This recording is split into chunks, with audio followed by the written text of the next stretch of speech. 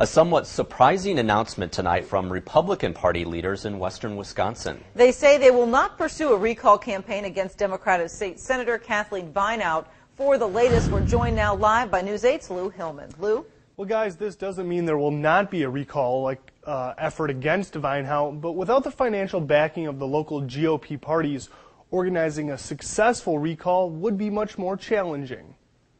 9 recall elections dominated the political landscape this summer in Wisconsin, and it could be deja vu in 2012. But one of the 11 Democratic state senators eligible for recall may be off the hook.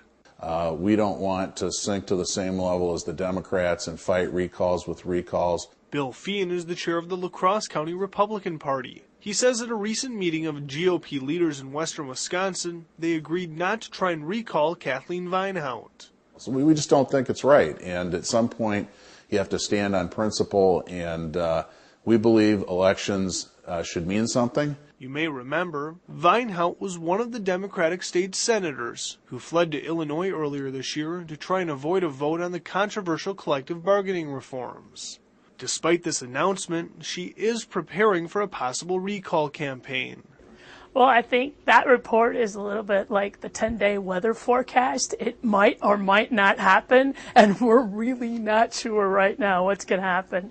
We did ask the state Republican Party to comment on whether it would help with a recall effort against Vinehout. A party official would only say it depends on how many recalls are launched against Republican state senators. So I'm going to say recalls are bad government. Feehan believes recalls should only be used in rare situations. He supports a proposal that would allow recalls only for lawmakers who commit a crime or violate the state ethics code.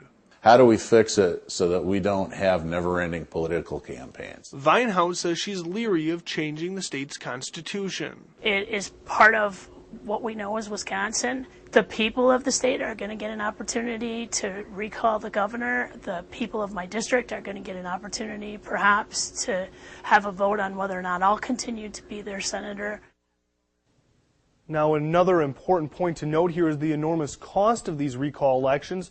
The Government Accountability Board in Madison estimates the recall election of Senator Dan Kapanke this summer cost more than $200,000.